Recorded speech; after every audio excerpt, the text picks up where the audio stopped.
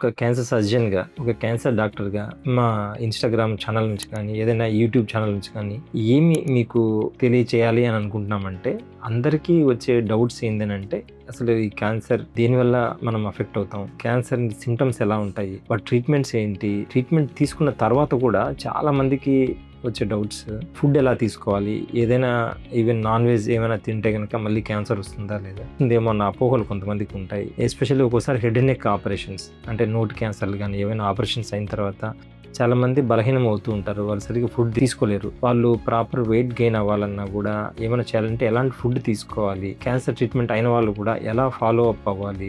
Regular చెకప్స్ని ఎలాగా maintain చేయాలి? Cancer మళ్ళీ వచ్చిందంటే సిమ్టమ్స్ అనేవి ఎలా ఉంటాయి? ఇవన్నీ తెలియజేయడానికే ఈ ఛానల్ ఉద్దేశం అనమాట. మీరు ఎంతైతే దీని గురించి అవగాహన కలిగి కనుక ఉంటే మిమ్మల్ని మీరు ప్రివెంట్ చేసుకునే అవకాశం. ఇంకా మీకు ఏమైనా డౌట్లు ఉంటే కూడా మెసేజ్ కనుక చేస్తే ప్రతి ఒక్కరికి ఖచ్చితంగా ఆన్సర్ చేస్తాం. రెగ్యులర్గా ఈ ఛానల్ని మీరు ఫాలో అవుతూ ఉండండి. మీకు ఏ డౌట్ వచ్చినా కూడా మీరు ఏమాత్రం హెసిటేషన్ లేకుండా కామెంట్ చేయండి. దానికి సంబంధించిన ఆన్సర్ నేను ఇస్తాను.